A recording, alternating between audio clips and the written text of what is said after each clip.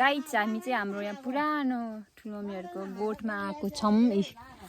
खै त भैँसी के अरे गोरु देखाउनु कस्तो राम्रो उयो अरे यहाँ खाइदिन्छ दिदीले टिकेर खान्छ। म गोबर खाने हो, मैले भात खाने हो। गोबर खाने मान्छे यहाँ छ। के हो यो? पिठो, यो गोरुलाई दिने पिठो। हामी अब यहाँ गोरुलाई घाँस घाँस पानी घाँसमा त म बस्छु। पिठो पानी यहाँ के हो छ यस्तो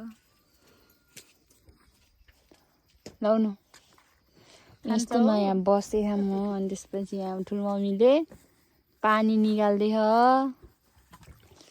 हामी आया चाक्नु घोच्यो यार। ओ त्यो पनि भिडियो अब आया हेर्नु त यी केले घोच्यो घोच्यो। सरी गाउँ आयो भने यस्तै हो क्या। हो खुब